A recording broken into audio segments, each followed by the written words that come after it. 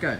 We've come into Mataram today, and our first port of call was to talk to the military, and we've done that. And now we were just about to get in the car to head off and visit some more people.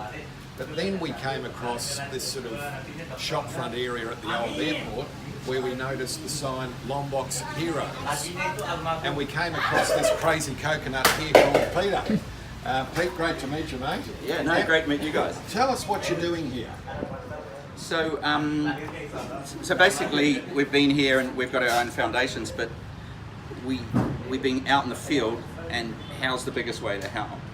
And also, we've got a nurse amongst us, and we know that there's going to be a disaster 10 times worse than the earthquake, and that's people stuck in tents in this rainy season.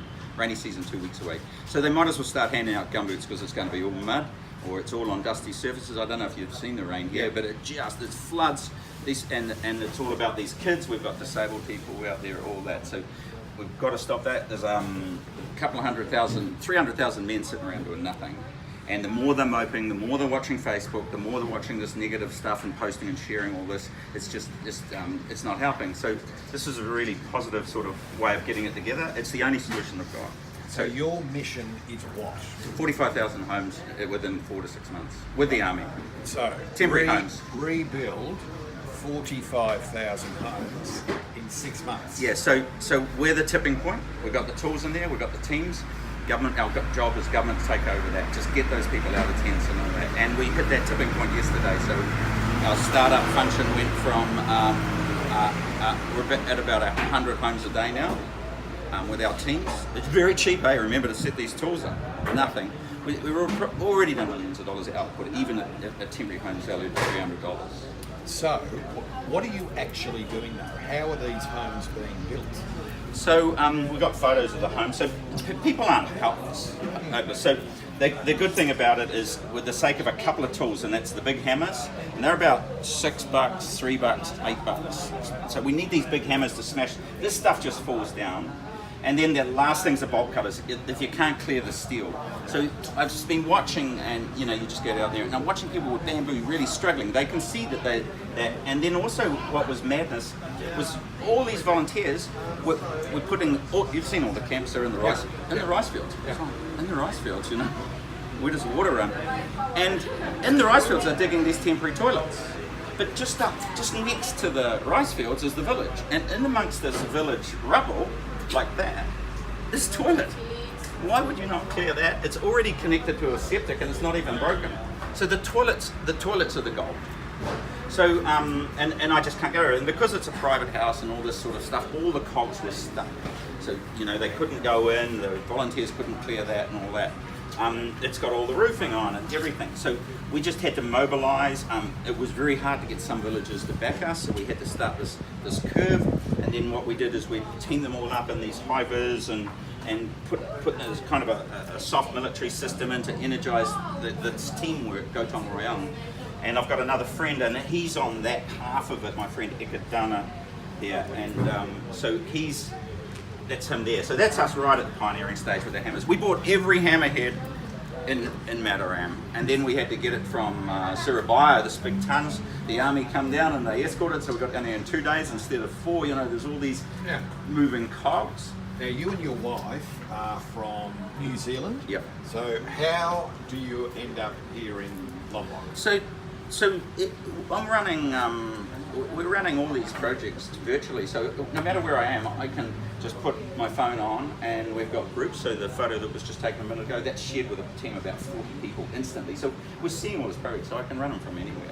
Yeah. So with all our groups and that, I'm watching these buildings come up. I'll flick through my phone in a minute, and I'll show you house. So we've got all these technology. So this is one project, but let me just hold this up for the camera. And Yeah, we've got a lot. Tell us about what this is. So I like to do an environmental project. So but I come across 60 kids, and then I couldn't get the foundations in Bali to come across. I wrote Annie, actually, who you met, who's Annie had a big growth on her face, and so we met her in Komodo. And so we took her to New Zealand and cut out. But I wrote for a year, trying all these people that say they help, don't help. So rotaries, she's too old, all this, and it was very difficult. And then, so anyway, it started with Annie, And now she just finished her masters yesterday. She's got to come for another cut, but she had a big growth.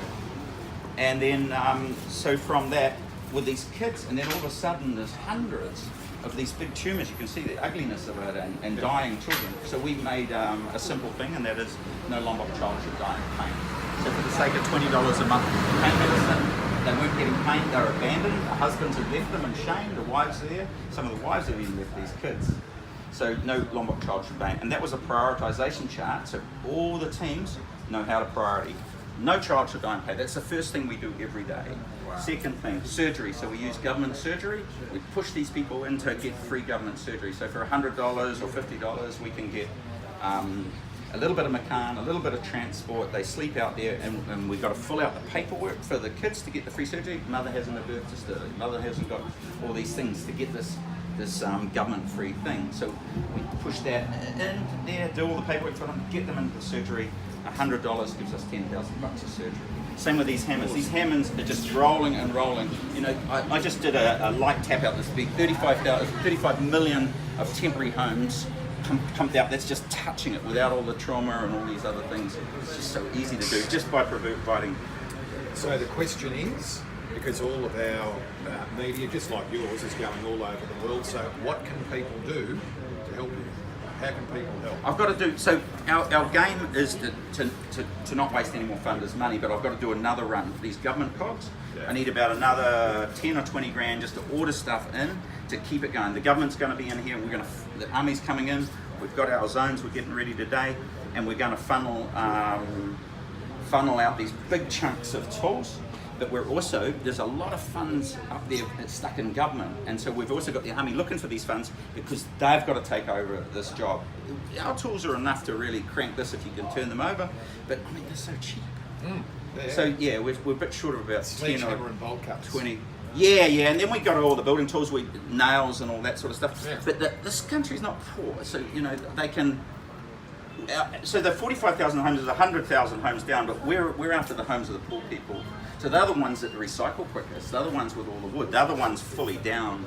So they're the easiest. So the bulldozer stuff and that, you know, those big mosques and that's where the government come in. And remember, we're only seeding this. Yeah. People are building their own homes. Some of them want. Yeah, so it's the whole curve. And well, this is a real humanitarian, you know, here doing great stuff. So Peter, well done to you. No, I'm glad we bumped into each other. Right? It's inspiring. Nice. Thanks for your time to talk to us.